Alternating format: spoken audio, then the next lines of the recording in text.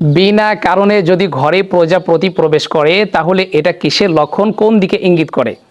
দ্বিতীয় প্রশ্ন হলো, 4 রাকাত বিশিষ্ট নামাজে কোনো ব্যক্তি যদি প্রথম বৈঠক না করে আত্তাহিয়াতু না পড়ে ভুলে দাঁড়িয়ে যান তাহলে তার করণীয় কি এবং বাকি নামাজ সে কিভাবে সম্পন্ন করবে?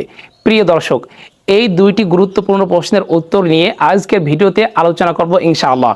ভিডিওটি অনেক লম্বা হবে না, এজন্য ভিডিওটি না টেনে সম্পূর্ণ দেখতে থাকুন এবং ভিডিওতে একটি লাইক দিন এবং সাবস্ক্রাইব করে আমাদের পাশেই থাকুন, যাতে করে এ ধরনের ইসলামিক ভিডিও আপলোড করার সাথে সাথে আপনার কাছে চলে যায়। তো চলুন সেই গুরুত্বপূর্ণ প্রশ্ন দুটির উত্তর জেনে নেওয়া যাক। 1 নম্বর প্রশ্ন ছিল, বিনা কারণে যদি ঘরে প্রজাপতি প্রবেশ করে তাহলে এটা কিসের লক্ষণ, কোন দিকে ইঙ্গিত করে?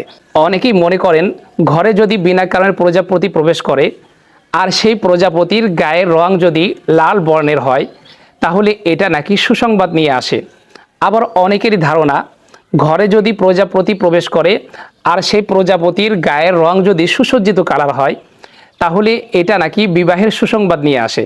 আবার অনেকেই মনে করেন সেই প্রজাপতির গায়ের রং যদি কালো বর্ণের হয় তাহলে এটা নাকি বিপদের লক্ষণ, এটা নাকি দুঃসংবাদ নিয়ে আসে। এটা কতটুকু সত্য, ইসলাম এ ব্যাপারে কি বলে? ইসলাম এ ধরনের কোনো কথা কখনোই গ্রহণ করে না। ইসলাম বলে এগুলো হচ্ছে সম্পূর্ণ কুসংস্কার, কুপ্রথা। এ ধরনের বিশ্বাস, এ ধরনের কুপ্রথা নিজের অন্তরের মধ্যে লালন করা এটা কখনো মুমিনের কাজ হতে পারে না, বরঞ্চ এগুলো বিশ্বাস করলে ঈমান ধ্বংস হয়ে যাওয়ার আশঙ্কা থেকে যায়। অথচ আমরা তো আল্লাহ তাআলার প্রতি বিশ্বাস করেছি ওয়াল কদরি খায়রিহি ওয়া শাররিহি মিনাল্লাহি তাআলা, যে ভালো মন্দ সব কিছুর মালিক আল্লাহ সুবহানাহু ওয়া তাআলা। ভালো যা কিছু হয় সব আল্লাহ তাআলার পক্ষ থেকে হয়, মন্দ বা খারাপ বিপদ আপদ যা কিছু হয় সব আল্লাহ তাআলার পক্ষ থেকে হয়। এজন্য বিপদ আপদ বালা মুসিবত ভালো মন্দ সব কিছু আল্লাহ তাআলার পক্ষ থেকে হয়, এটা আমরা সকলেই বিশ্বাস করব, অন্তরে লালন করব। এছাড়া যত কুপ্রথা আছে এগুলো আমরা কখনোই বিশ্বাস করব না।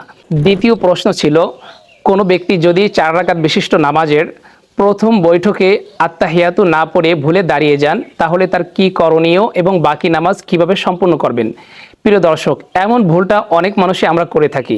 তো এই ভুলের সমাধান হলো, যখন কেউ ভুলে দাঁড়াতে যাবেন তখন যদি তিনি দাঁড়ানোর সময় পরিপূর্ণ দাঁড়ানোর আগে বসার নিকটবর্তী থাকা অবস্থায় তিনার যদি মনে পড়ে যে আমি তো প্রথম বৈঠকে আত্তাহিয়াতু পড়ি নাই, তখন তিনি বসার নিকটবর্তী থাকলে বসে যাবেন।